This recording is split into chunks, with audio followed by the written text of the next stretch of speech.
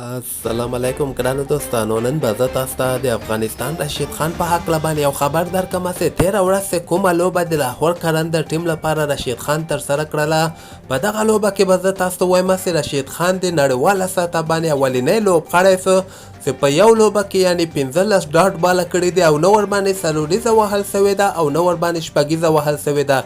او بل به زه تاسو ته وایم چې دغې لوبې نه وروسته رشید خان دغه د لاهور کرنده ټیم چې کوم ده دغه پوینټ ټیبل کې اول مقام هم ترلاسه کړي، یعنې د دوی لپاره اوس ډېر اسانه څه چې مخکې راونډ ته یعنې سیمې فاینلو ته کوالیفای وکړي. او دې نه علاوه به زه تاسو ته وایم چې تېره ورځ دغه پاکستان کې ټوله شپه رشید خان په ټرینډینګ باندې روان و، یعنې د پاکستان د پی ایس ایل مینوالو ډېر زیات ټویټونه رشید خان په هکله باندې کړي ول. که تاسو هم د رشید خان مینوال یاستئ نو دغه ویډیو هم در سره حتما لایک کړئ او دغه چینل هم در سره سبسکرایب کولی شئ. زه به تاسو ته وایم چې تېره ورځ چې کومه لوبه د لاهور کرنده ټیم لپاره رشید خان ترسره کړله، حالان کې دغې نه مخکې اسلام آباد یونایټډ او لاهور کرنډر خپل مابین کې 10 وارې مخامخ سوي دي چې پکې 8 وارې اسلام آباد یونایټډ لوبې ګټلې دي او صرف 2 وارې لاهور کرندر اسلام آباد یونایټډ نه لوبه ګټلې ده.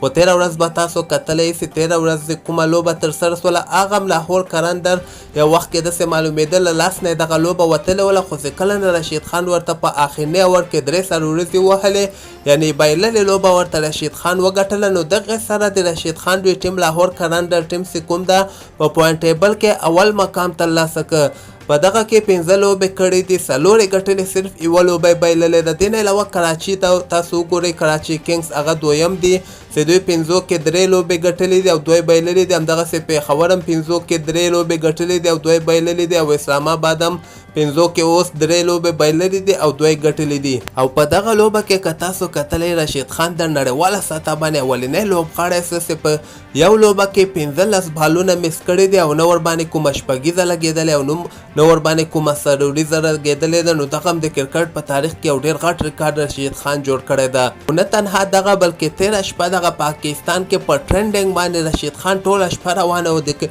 پاکستان د کرکټ مینوال خاص کر د لاهور کرنده ټیم مینوال د رشید خان ډېر زیات تعریفونه کړي دي او دوی دغسې یقین لري چې د رشید خان دغه لاهور کرنده ټیم ته راتګ اوس دوی کولی شي چې دغه ورته د پاکستان سوپر لیګ دغه فاینل هم وګټي.